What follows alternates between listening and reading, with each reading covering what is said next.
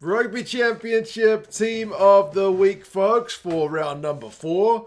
Pretty good week for the Argentinians. Which Argentinian team is going to show up? Well, the good one, especially for the second half of their game against the Wallabies.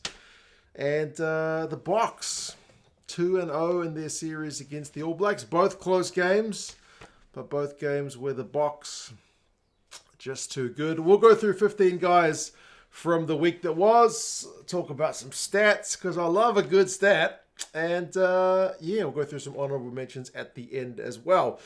First guy, weirdly enough, despite the fact that they had a historically bad performance, loose head prop, I'm going to say Angus Bell. I think that's 2 weeks in a row. Angus Bell. When he goes off, the Aussies are still leading. When he goes off, the Wallabies front row and forward pack in general does not look as good. He is still incredible around the park. His footwork is amazing. The scrummaging was good. It was worse once he went off, that's for sure. Him and Tupou. 6 carries, 32 metres, 6 defenders beaten, and a clean break for a loose head prop is genuinely quite incredible. He only concedes 1 penalty. He's got a couple of passes. He makes 6 from 8 tackles. Like I mentioned, it got a lot worse for the Wallabies, in particular once Bell and Tupou went off. I don't know what they can do about that. Try to keep Bell and Tupou on for longer, I guess, but both these guys have had kind of mixed season with injuries. But yeah, Angus Bell, he's a really, really good player. They need to keep him on for more than like 40 minutes. But an Aussie representative despite their historic loss.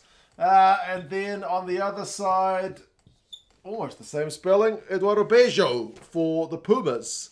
A little bit of a Pumas kind of bomb squad kind of thing, whatever you want to call their bench. Their bench came on and did a job over the Wallabies. Beijo comes on for Sclavi at tight head, and he certainly bosses the Aussies around the park. I think Slipper was on by that point. He conceded a few penalties, did Slipper.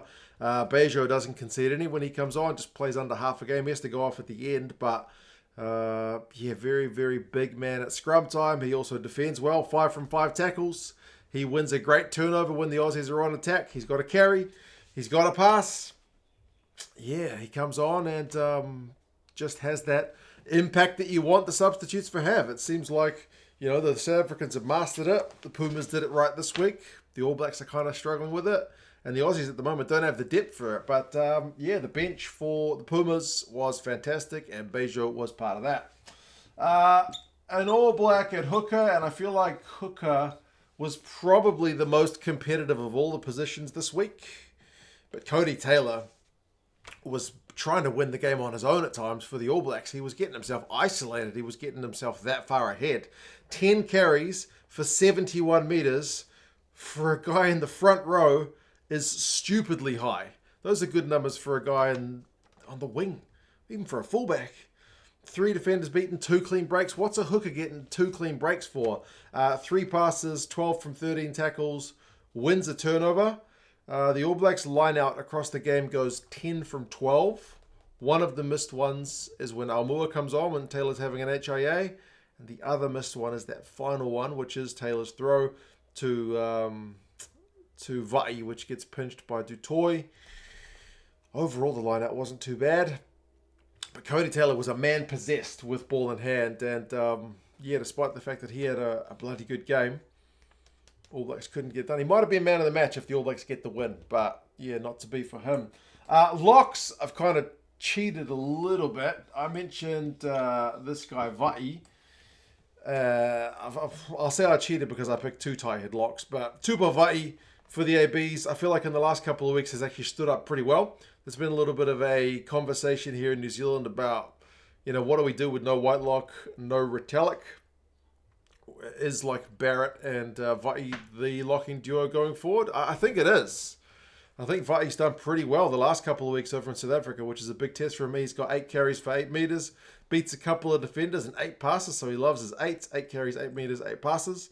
A metre a carry for a lock is pretty standard stuff. Beats a couple of defenders, like I mentioned. Defends well, 11 from 12. Wins a turnover at the breakdown, which is fantastic. Disrupts the South African lineout. I know the South Africans are missing a number of locks injured, but not many sides across the last couple of weeks really have been able to make the South African lineout look just a little bit rattled. He wins 2 lineout steals, which is pleasing. He can't win that last one on All Blacks throw, which is disappointing. But yeah, I thought Tupavati was really good. And alongside him, I'm going to put Big Eben Etzebeth. So 2 tight headlocks.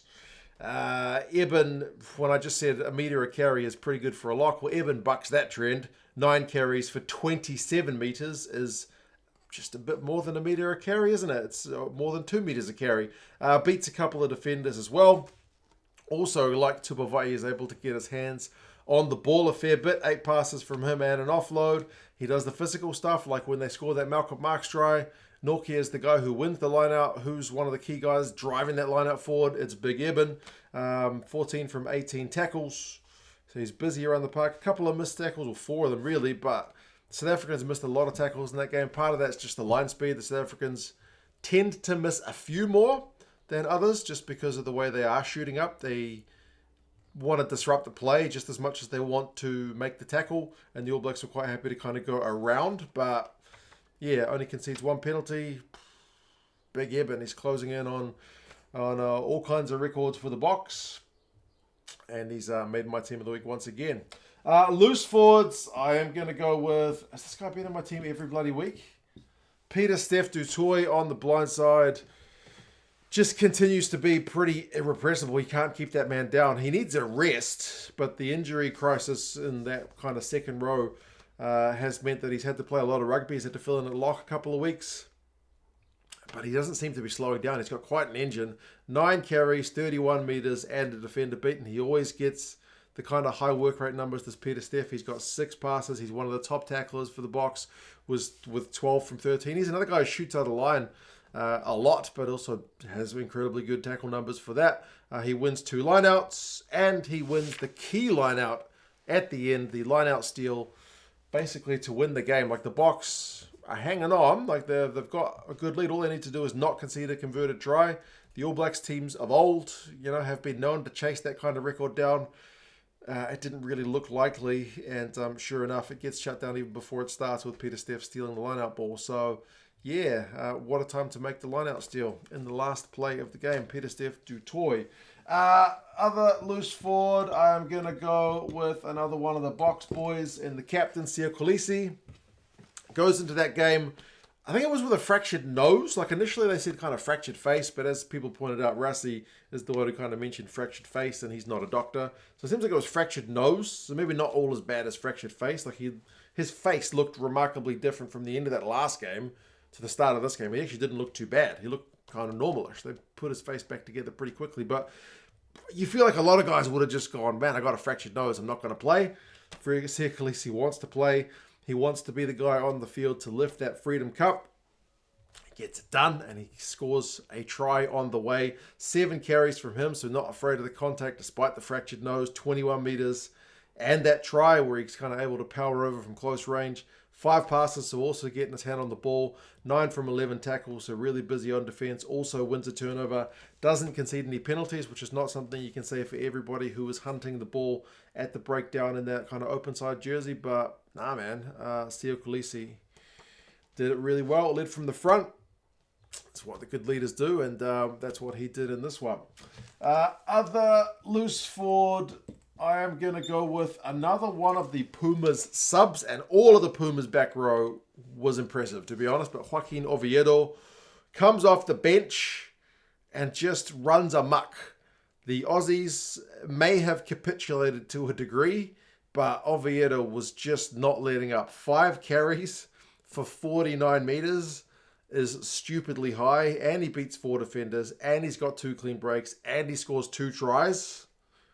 If you want super sub impact with the ball in hand, that's your guy. He almost has 3 tries.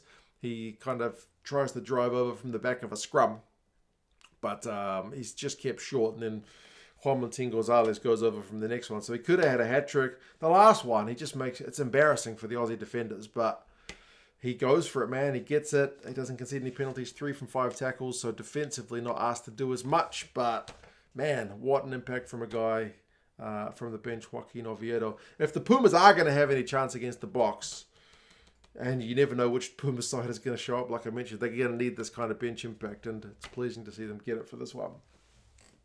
Number 9, and I will get to the honourable mentions at the end. I've missed a letter. Bertrand for the Pumas, the number 9. He was solid, man. Just kept the ball moving and also defensively really busy. He was in quite a few, like there's one point where Rob Valentini, I mean the Wallabies end up scoring for Tizano a few phases later, but it looks like Rob Valentini's going to barge over for all money. Bertrand's in there to make a tackle. There's another time the Wallabies are going down the wings.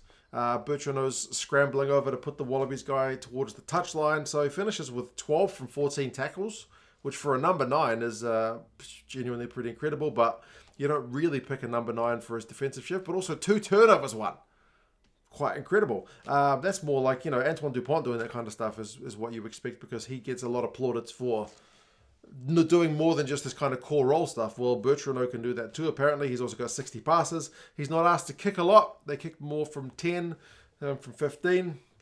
Bertrand only has to kick the once, but 60 passes, keeps the ball moving, 4 carries for 15 meters. So largely keeping the ball moving with his passing game, picking the right options, going the right way, and then defensively really strong. Doesn't concede any penalties. So good on him at number 9.